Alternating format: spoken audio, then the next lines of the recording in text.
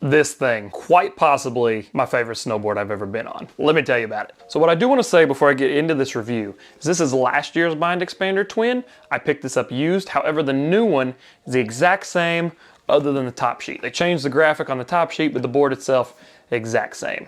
Mind Expander Twin. Here we go. I rode the Mind Expander Twin in a 154. I'm 170 pounds. I'm 5'10". I wear a 10.5 boot. I had my stance angle set to 15 in the front and then -9 or -12 depending on what I was doing in the back. I also rode it in the freestyle setup as well as the free ride setup. So I have tried both different suggested stances on this snowboard. Total now, I've been on this board for 8 days, and honestly, once I got on it, it's so hard to want to get off. It's just, I've enjoyed riding it so much. I've ridden it on slush, ice, powder. I had hands down the best powder snowboarding of my life on the snowboard, and it's the best tree powder board that I've ever ridden. It is now my new favorite board to take into the trees because it rides everything so well. But before I get into all that, I want to talk just real quickly about the tech features that are built into the snowboard, just to kind of cover that real fast. The Mind Expander Twin has Jones's surf camber profile. So you got camber between the feet,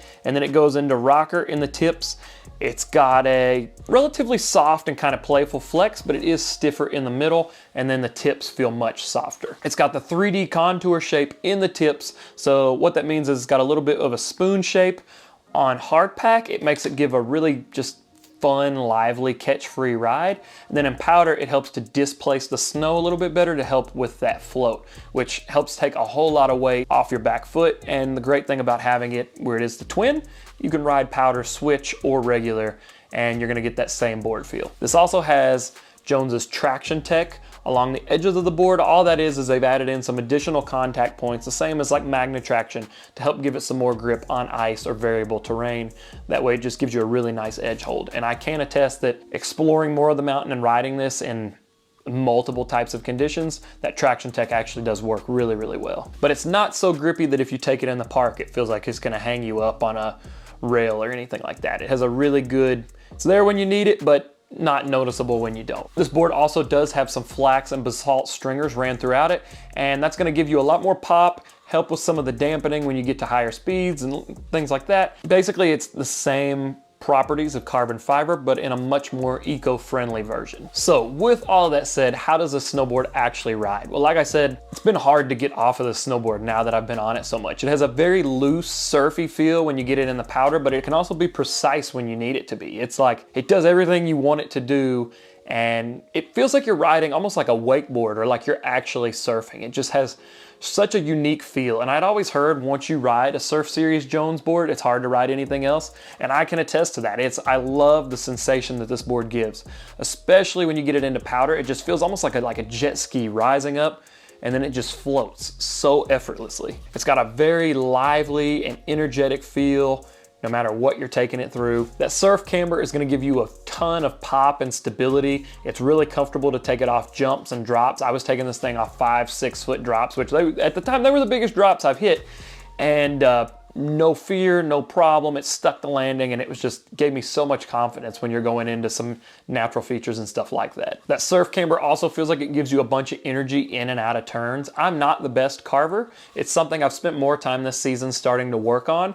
And with this board, I feel like this board makes me better at carving. You're just able to generate so much energy out of the apex of those turns, and that paired with the traction tech, I think it just does a really, really good job holding an edge. I had a blast, and I definitely think this board is gonna help me take my carving sort of to that next level. Everywhere that I've taken this board, it's sort of blown my expectations out of the water. It's very, very versatile. On the hard pack or groomers or ice, it feels like it rides a whole lot shorter. Again, with that spoon shape in the nose, it makes it very catch-free and just really fun to ride.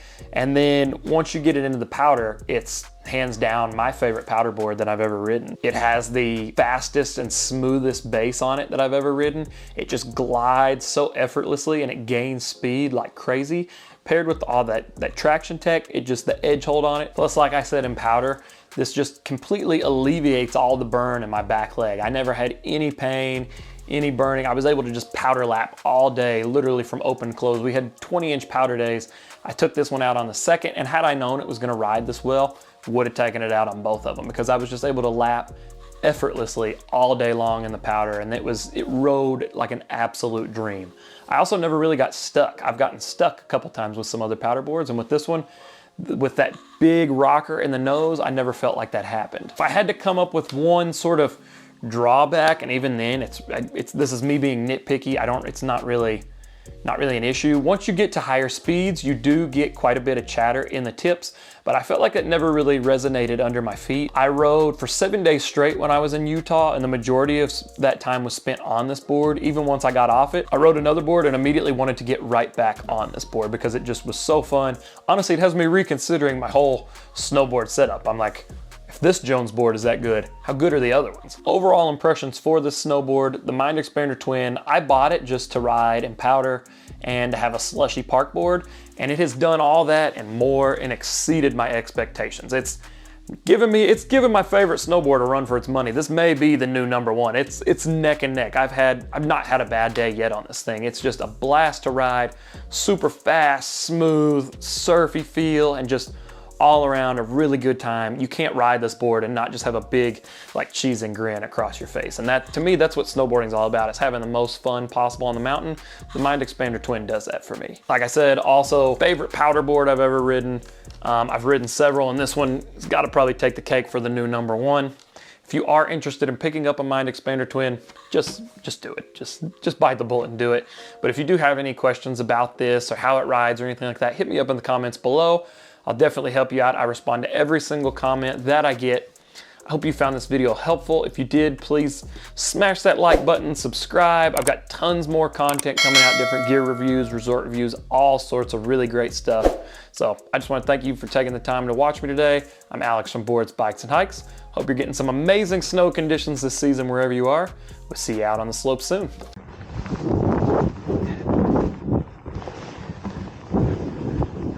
You!